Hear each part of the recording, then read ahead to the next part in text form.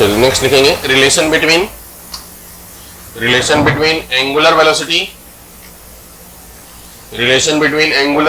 And linear velocity. Relation between angular velocity and linear velocity. Angular velocity and linear velocity.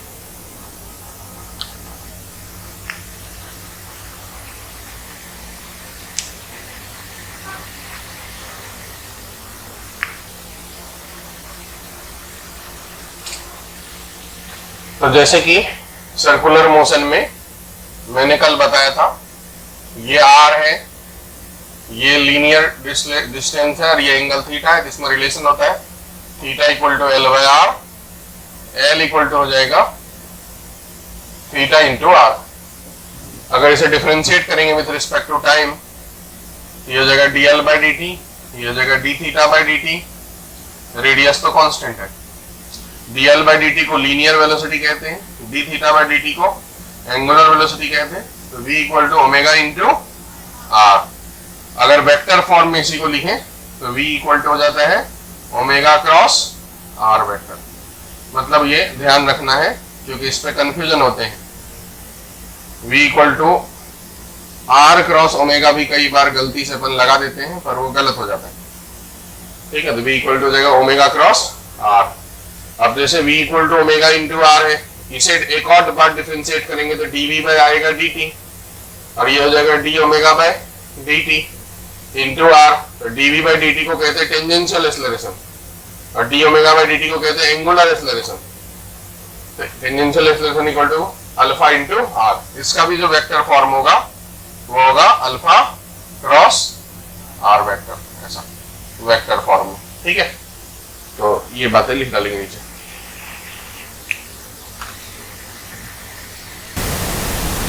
हो गया? इस पे एक दो सवाल देता हूं वेक्टर फॉर्म में लिखेंगे। Questions, find velocity. पहले नंबर में आर वेक्टर है आई प्लस 2j प्लस के, और ओमेगा वेक्टर है 3i plus j plus 2k। R vector है 2i minus j plus k, omega vector है 4i plus 2j plus k।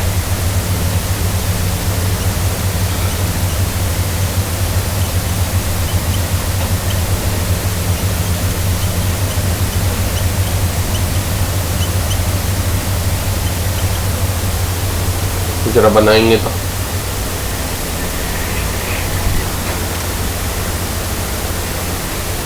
बनाओ भैया, बन गए, पूरे बन गए। इसमें वेलोसिटी निकालना है तो ऐसा क्रॉस प्रोडक्ट निकालता है आई जे के। पहले फॉर्मूला में ओमेगा है, फिर बाद में आर है, तो 3 1 2 1 2 1, फिर इसकी वैल्यू निकालेंगे 1 माइनस 4 माइनस 3i, फिर 3 माइनस 2 j तो माइनस j, फिर 3 2 जा 6 माइनस 1 5 k। पहले सवाल का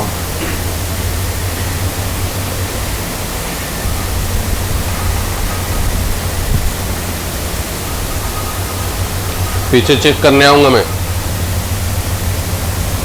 नहीं बनेगा तो पीटेंगे। सिंपल चीज है, वेक्टर का cross product, omega cross R 4 2 1 2 minus 1 1 2 plus 1 3 3i cap 4 minus 2 2 तो माइनस 2j कैप माइनस 4 तो माइनस 8k कैप।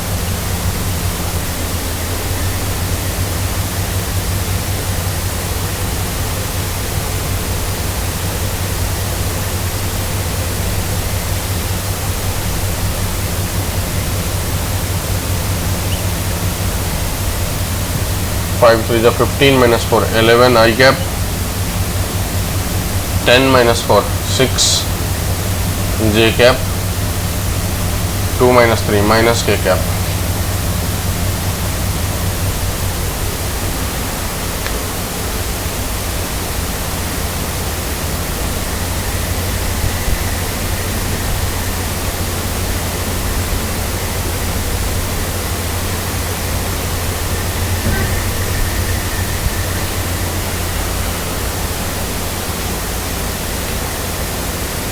हो गया।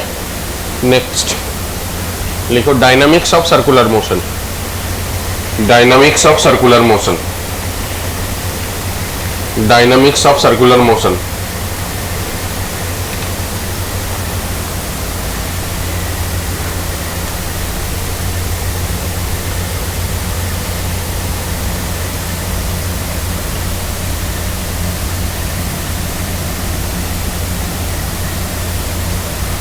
जब कोई पार्टिकल सर्कुलर मोशन में होते हैं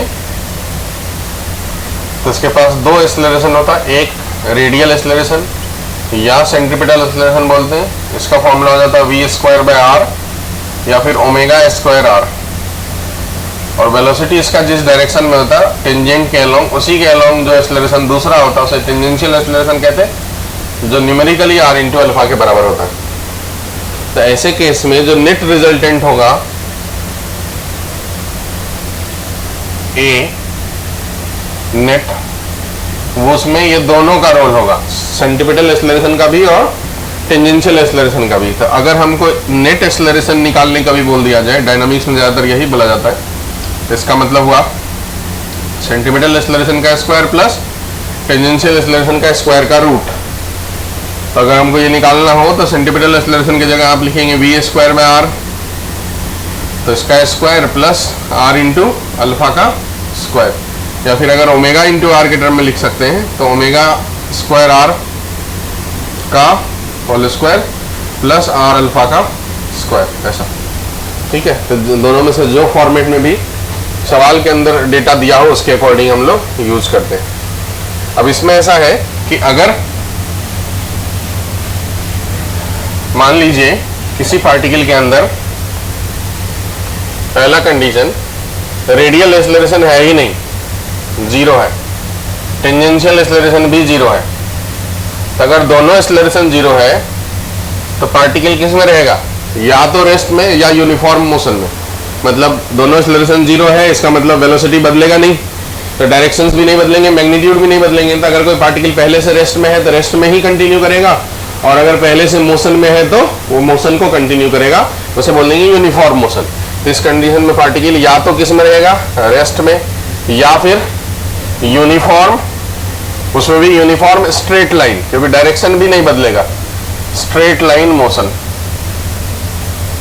इसको रेक्टिलिनियर मोशन कहते हैं। दूसरा कंडीशन इसमें बनेगा, अगर मान लीजिए कि AR की वैल्यू जीरो है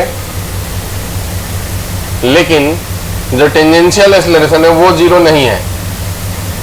तो अगर टेंजेंशियल एक्सेलरेशन जीरो नहीं है और AR की वैल्यू जीरो है, तो हमने आपको कल बताए थे कि रेडियल एक्सेलरेशन जो है यही नेसेसरी कंडीशन है सर्कुलर मोशन होने के लिए। मतलब ये नहीं है तो सर्कुलर नहीं हो सकता, ट्रैक को सर्कुलर होने के लिए इसका होना जरूरी है, अगर ये नहीं है तो सर्कुलर नहीं होगा। सिर्फ ये है तो पार्टिकल इसी डायरेक्शन में चला जाएगा और इसी डायरेक्शन से उसकी वेलोसिटी बढ़ती रहेगी या कम होती रहेगी। अगर सपोर्टिव है तो बढ़ेगा और अगर अपोज में है तो रिटार्डेशन की वजह से कम होगा। मतलब वेलोसिटी कम या ज्यादा दोनों हो सकता है, लेकिन पाथ कैसा रहेगा, स्ट्रेट लाइन। तो इसको बोलेंगे straight line non uniform motion. Non uniform motion मतलब इसमें पार्टिकल का अपना डायरेक्शन तो नहीं बदलेगा लेकिन उसकी वैल्यू बदलती चली जाएगी, इसलिए इसे कौन सा मोशन कहेंगे, नॉन यूनिफॉर्म मोशन। तो ये दो कंडीशंस हुआ। तीसरा कंडीशन हो सकता है कि जो AR है वो नॉन जीरो हो, मतलब रेडियल एक्सेलरेशन कुछ ना कुछ हो लेकिन टेंजेंशियल एक्सेलरेशन जो है वो जीरो हो जाए। तो अगर किसी भी सिचुएशंस में टेंजेंशियल एक्सेलरेशन नहीं रहेगा तो टेंजेंशियल एक्सेलरेशन ही रिस्पॉन्सिबल होता है स्पीड को चेंज करने के लिए। मतलब जो न्यूमेरिकल डेटा है वैल्यू का, डेटा वेलोसिटी का, उसको बदलने के लिए जो रिस्पॉन्सिबल है वो कौन सा एक्सेलरेशन होता है, टेंजेंशियल एक्सेलरेशन होता है। अगर वो नहीं है इसका मतलब स्पीड जो है वो नहीं बदलेगा, ठीक है। लेकिन रेडियल एक्सेलरेशन है, इसका मतलब ये हुआ कि ट्रैक कैसा होगा, सर्कुलर। तो ऐसा सर्कुलर मोशन जिसमें स्पीड ना बदले उसे कहते हैं यूनिफॉर्म सर्कुलर मोशन। क्या कहते हैं इसे? तो इस कंडीशंस में जो मोशन होगा वो कैसा होगा, uniform circular motion. Uniform circular motion. Uniform circular motion का जो कंडीशंस है वो अपन को पता होना चाहिए। इसमें कुछ और चीजें हैं जो अपन को डेटा पता होना चाहिए। क्या चीजें हैं इसमें, आप ये बताओ, कभी कभी थ्योरेटिकल स्टेटमेंट टाइप के सवाल आएंगे कि यूनिफॉर्म सर्कुलर मोशन में जो पार्टिकल होते हैं उसकी स्पीड क्या होता है, चेंज होता है कि कांस्टेंट रहता है? क्या बोलेंगे? कांस्टेंट, क्योंकि स्पीड उसमें बदलता नहीं है। और अगर स्पीड नहीं बदलेगा तो क्या काइनेटिक एनर्जी बदलेगा?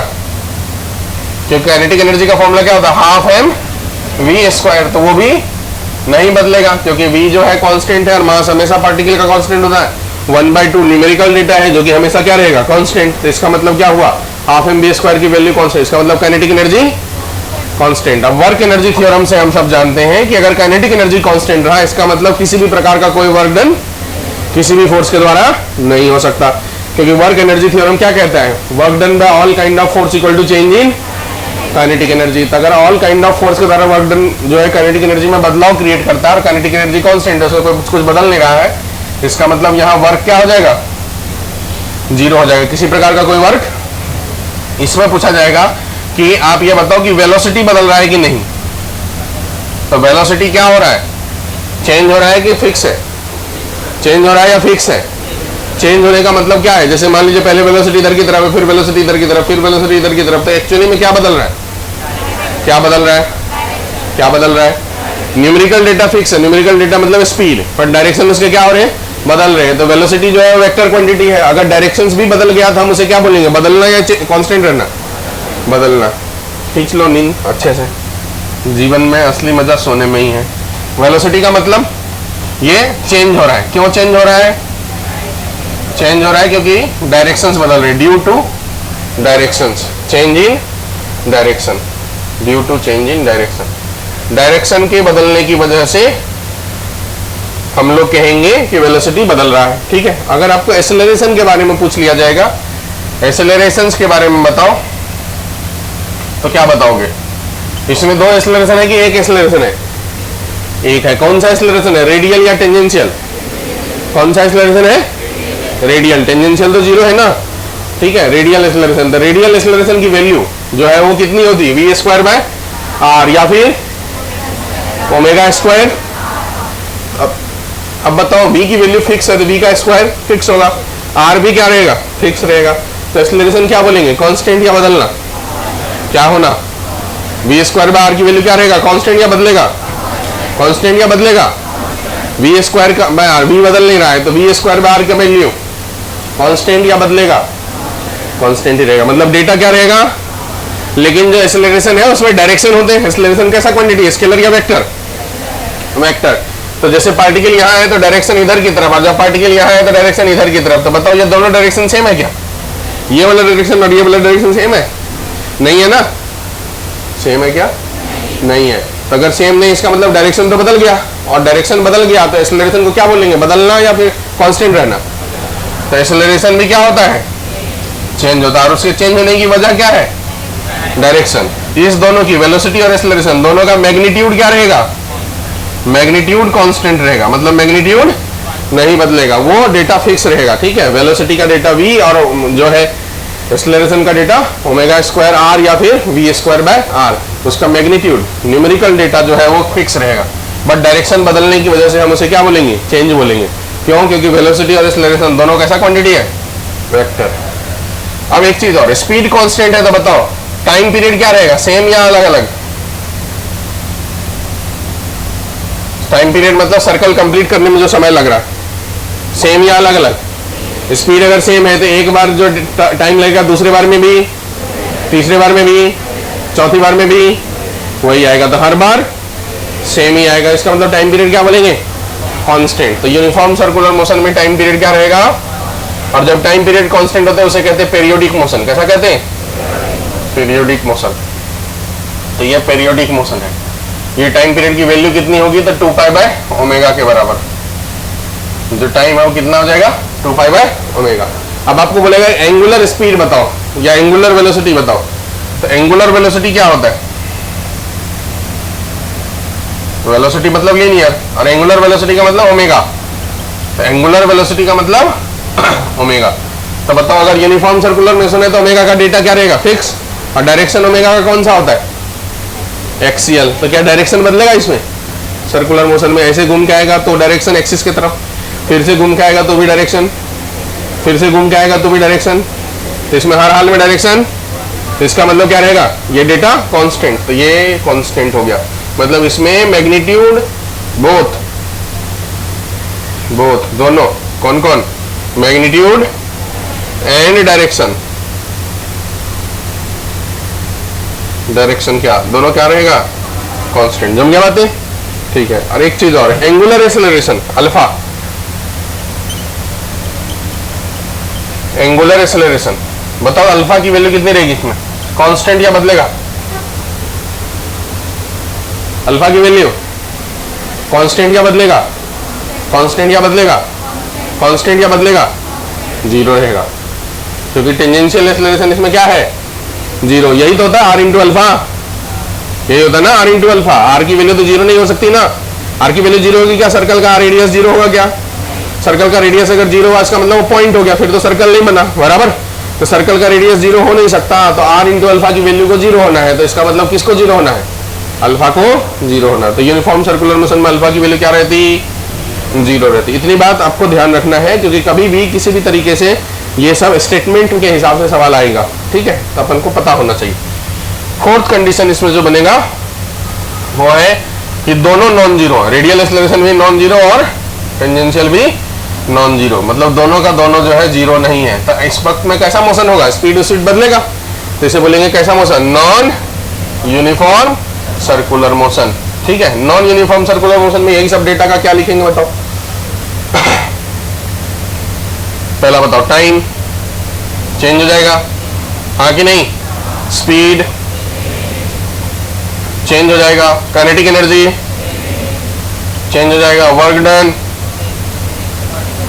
नॉट इक्वल टू कुछ ना कुछ वर्क होगा ना, वेलोसिटी, वेलोसिटी बदल रहा है इसमें फिर, ठीक है। एक्सेलरेशन बदल ही रहा है, ठीक है, एक्सेलरेशन बदल रहा है, एंगुलर एक्सेलरेशन और एंगुलर वेलोसिटी ओमेगा।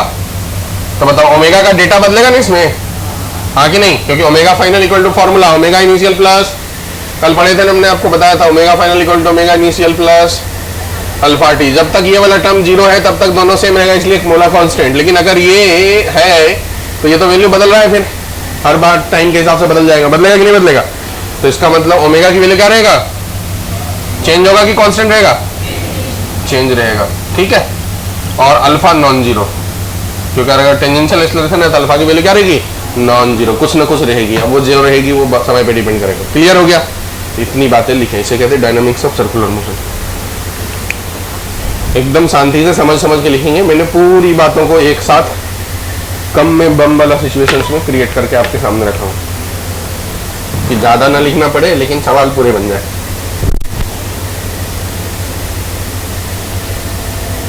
अच्छे से लिखेंगे, दिन इसी में काट देना है आपको, आपकी कसम।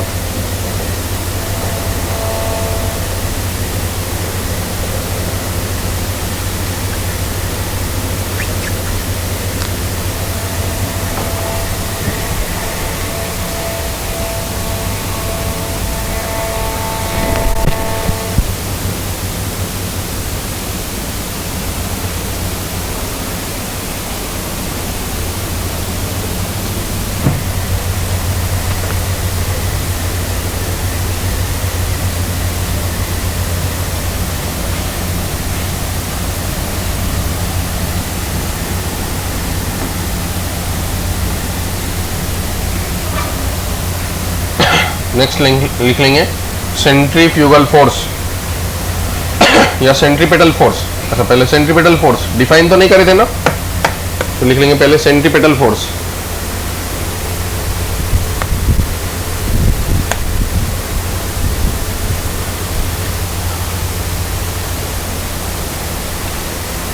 पहला लाइन लिखेंगे it is not any special type of force, it is not any special type of force. ये कोई फोर्स एक्चुअली में है नहीं, it is not any special type of force. एक बात समझ लेते, फिर उसी लाइन को कंटिन्यू करेंगे। सर्कुलर मोशन होने के लिए सेंटर के तरफ जो नेट फोर्स लगता है उसी को हम लोग सेंट्रीपिटल फोर्स कह देते हैं, मतलब उसी को हम लोग mv²/r कह देते हैं, या उसी को हम लोग m⍵²r कह देते हैं। पर ये जो नेट फोर्स है ये नॉर्मल भी हो सकता है, फ्रिक्शन भी हो सकता है, टेंशन भी हो सकता है, कुछ भी हो सकता है, मतलब अलग से कोई फोर्स नहीं है, ये बस इतना ही है, सिंपली मास इंटू एक्सेलरेशन है। सेंटर की तरफ लगने वाला कोई भी फोर्स को सेंट्रीपिटल फोर्स कहते हैं। मतलब जैसे कि हम लोग टेंशन, स्ट्रिंग होता है तो टेंशन दिखा देते हैं, जैसे कि मान लो कोई सरफेस है तो नॉर्मल दिखा देंगे, या कहीं पर स्प्रिंग है तो स्प्रिंग फोर्स दिखा देंगे, चार्ज है तो हम लोग इलेक्ट्रिक फोर्स दिखा देते हैं, मास है तो ग्रेविटेशनल फोर्स दिखा देते हैं। वैसे ही डायग्राम में सेंट्रीपिटल फोर्स नहीं दिखाते। सेंट्रीपिटल फोर्स जो नेट वैल्यू है उसे सेंट्रीपिटल फोर्स बोलेंगे। जैसे एग्जांपल के रूप में मान लीजिए कि एक स्ट्रिंग को एक बॉल के सहारे बांध के ऐसे घुमा दिए, तो यहाँ मान लीजिए इस जगह में है, तो ये जो टेंशन है इधर की तरफ, सेंटर की तरफ, वही है सेंट्रीपिटल फोर्स, इसी को सेंट्रीपिटल कह देंगे। सेंट्रीपिटल डायग्राम में बस एक ही एरो टेंशन का दिखाना है, डायग्राम में एक और एरो सेंट्रीपिटल का नहीं दिखाना है। ऐसा करेंगे तो गलत हो जाएगा। मतलब डायग्राम में सिर्फ और सिर्फ एक ही एरो रहेगा टेंशन वाला, जिसी को हम कह देंगे क्या, सेंट्रीपिटल। तो इसीलिए मैंने कहा कि ये कोई स्पेशल टाइप का फोर्स नहीं है। मतलब आपको सवाल में पूछा जाएगा, थियोरेटिकल क्वेश्चंस रहेंगे तो आपको ध्यान रखना है, अलग से कोई फोर्स ये नहीं, नया कोई फोर्स नहीं है। जो फोर्स सेंटर की तरफ लगता है उसी को हम सेंट्रीपिटल फोर्स कहते हैं। ठीक है, तो लिखेंगे इस बात को, कंटिन्यू करेंगे उसी लाइन को। In circular motion the net resultant force toward centre, in circular motion the net resultant force toward centre, net resultant force toward centre is known as centripetal force. Net resultant force toward center is known as centripetal force. Toward center is known as centripetal force. लिख दिए। अगला point लिखेंगे, in free body diagram, in free body diagram we cannot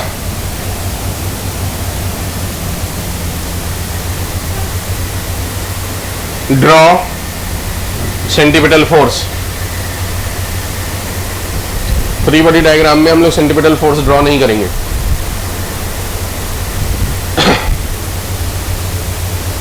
ठीक है, नीचे ये diagram बना के लिख डालेंगे, मतलब उसका जो वैल्यू है वो इतना ही हुआ।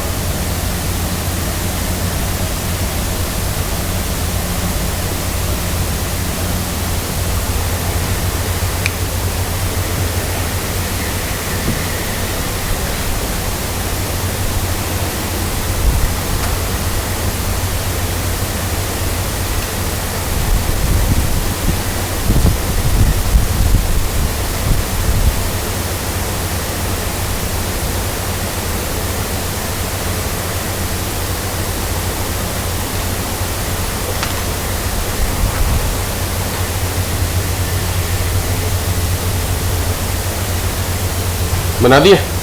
अब एक दो क्वेश्चंस पहले मैं बनाता हूं। जैसे कि किसी टेबल के ऊपर एक बॉल है जिसका मास 2 kg है, इसे एक स्ट्रिंग के सहारे एक पॉइंट के अबाउट फिक्स कर दिया गया। ये हॉरिजॉन्टल प्लेन में घूम रहा है विथ मान लो एंगुलर स्पीड ओमेगा 10 रेडियन पर सेकेंड के हिसाब से। तो बोला कि यहाँ टेंशन कितना होगा ये बताओ। यहाँ से लेके यहाँ तक की जो लेंथ है वो 4 मीटर है। ठीक है, मैंने डायग्राम वर्टिकल प्लेन में बनाया हूँ, बट एक्चुअली में सवाल जो है हॉरिजॉन्टल प्लेन में हो रहा है। एक ऑब्जेक्ट है जिसको स्ट्रिंग के सहारे बांध लिया और ऐसे ऐसे हॉरिजॉन्टल प्लेन पे घुमा रहे हैं, तो ऐसे ऐसे घुमा रहे हैं। तो ऐसे ऐसे जो घुमा रहे हैं तो इसमें जो टेंशन लग रहा है टुवर्ड सेंटर, उसी की वैल्यू निकालनी है हमको। ठीक है, तो टुवर्ड सेंटर लग रहा है टेंशन, तो यहाँ पर कौन सा फोर्स, सेंट्रीपिटल फोर्स अलग से दिखाएंगे कि नहीं दिखाएंगे बताओ? नहीं दिखाएंगे। ये जो टेंशन है उसी को हम लोग सेंट्रीपिटल कह देंगे क्योंकि वही टुवर्ड सेंटर है। और इसकी वैल्यू कितनी हो जाएगी, एम ओमेगा दिया है तो ओमेगा स्क्वायर आर यूज करेंगे, अगर वी दिया रहता है तो M V square by R use कर लेते। तो एम की वैल्यू कितनी है 2 kg, ओमेगा की वैल्यू कितनी है 10 का स्क्वायर, रेडियस कितना है 4 मीटर, तो 4 2 जा 8, 400, ठीक है, इतना न्यूटन का फोर्स हुआ, ये centimetre force.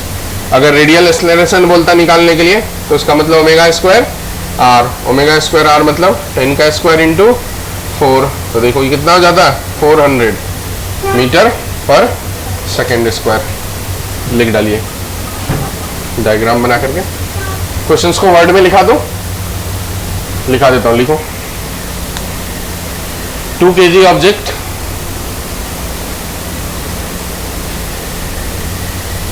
revolving horizontal plane, revolve in horizontal plane, revolve in horizontal plane with string of length 4 meter.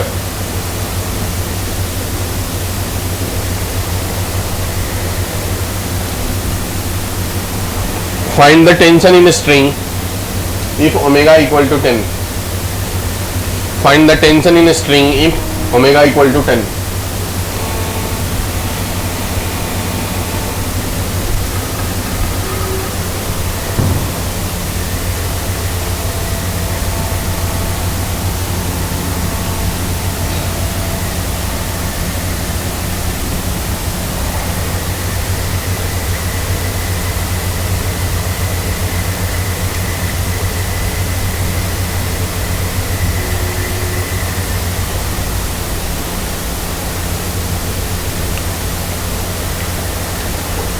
अब देखो इस टाइप के 2-4 सवाल और बनाते हैं। एक स्ट्रिंग के सहारे 2 ऑब्जेक्ट, ये 2 kg का और ये 4 kg का लटका दिए, मतलब बांध दिए, और इसको हॉरिजॉन्टल प्लेन में घुमा रहे विथ ओमेगा 10 रेडियन पर सेकेंड। ये लेंथ 2 मीटर है और ये लेंथ 1 मीटर है। ये ऐसे सर्कल में घूम रहा है, ये ऐसे सर्कल में घूम रहा है। तो स्ट्रिंग में जो टेंशन होगा वो निकालना है। मान लीजिए यहाँ के टेंशन का नाम मैंने T1 दे रहा हूँ और यहाँ के टेंशन का नाम T2 दे रहा हूँ, वही निकालना है। तब तो क्या करना है, ये इस वाले सर्कल में घूमेगा और ये इस वाले सर्कल में घूमेगा। इसका नाम मैं A दे देता हूँ, इसका नाम B दे देता हूँ। क्वेश्चन लिख लो तो, find the tension in string and linear speed of A and B in the given diagram. Find the tension in string and linear speed of A and B in the given diagram. Linear speed of A and B in the given diagram. Linear speed of A and B in the given diagram. ठीक है, diagram बनाओ फटाक से। Work power energy के आप लोगों ने seat बनाना चालू करी क्या? आधे बन गए। और कितने लोग आज सुबह के क्लास में नहीं आए थे, क्वेश्चन प्रैक्टिस क्लास में?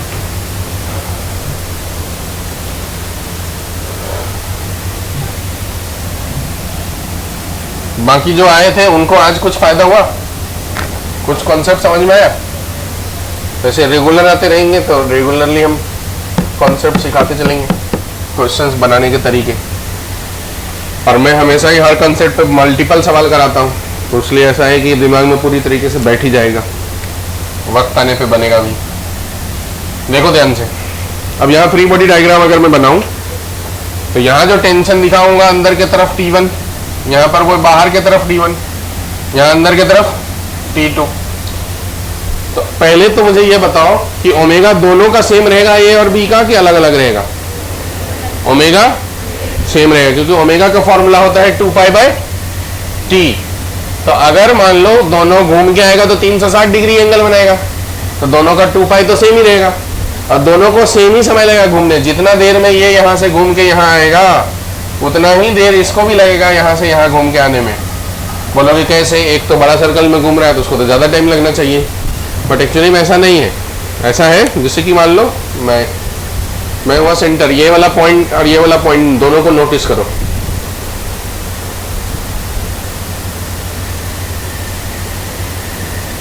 दोनों साथ में यहाँ पहुंचा ना, अलग अलग पहुंचा क्या? नहीं, ऐसा हुआ कि ये उंगली कट के पहले आ गया और ये बाद में, या ये पहले आ गया और ये बाद में। एक ही समय लगा हमेशा, तो कोई भी चीज अगर सर्कुलर मोशन में है, कोई भी चीज सर्कुलर मोशन में है, तो सर्कुलर मोशन के रेडियस पे रहने वाला हर पॉइंट को उतना ही समय लगेगा उस सर्किट को कंप्लीट करने में जितना कि आखिरी पॉइंट को लग रहा है। सेम टाइम लगेगा, तो टाइम पीरियड सेम होगा। और अगर टाइम पीरियड सेम होगा, हंसो मत, हंसने से जीवन में हंसते रह जाओगे। तो ओमेगा भी क्या रहेगा, सेम। तो एंगुलर स्पीड हमेशा सेम रहेगा। तो जो एंगुलर स्पीड इसका है वही एंगुलर स्पीड इसका होने वाला है, बराबर। अब यहाँ पर फ्री बॉडी डायग्राम में मैंने अलग से सेंटीपिटल फोर्स नहीं दिखाया। टुवर्ड्स लगने वाले फोर्स को सेंटीपिटल कहते हैं। सेंटीपिटल अलग से कोई फोर्स है ही नहीं, इसलिए हम डायग्राम में उसको दिखाते ही नहीं। मतलब ऐसा नहीं कि एक और mv²/r लगा दो, डायग्राम में mv²/r लगाने की जरूरत नहीं है। जब भी लगाने का कोशिश करेंगे तो इसका मतलब है कि आपको कंफ्यूजन है और आपसे कभी भी सवाल गलत हो सकता है, मतलब आप परफेक्ट नहीं जा रहे। आपको डायग्राम में mv²/r लगाने की जरूरत बिल्कुल भी नहीं है। सिर्फ और सिर्फ जो दूसरा फोर्स है वो दिखाओ। तो यहाँ पर ये T1 की अगर बात करूं तो सेंटर की तरफ लगने वाला फोर्स सिर्फ T1 है।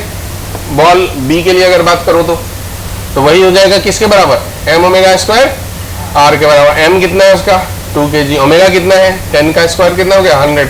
रेडियस कितना है उस जो बड़ा वाला सर्कल है उसकी रेडियस बताओ, 2 मीटर 3 मीटर 1 मीटर 3 मीटर, तो इंटू 3, तो ये कितना हो गया 600 न्यूटन, बराबर, ये हो गया।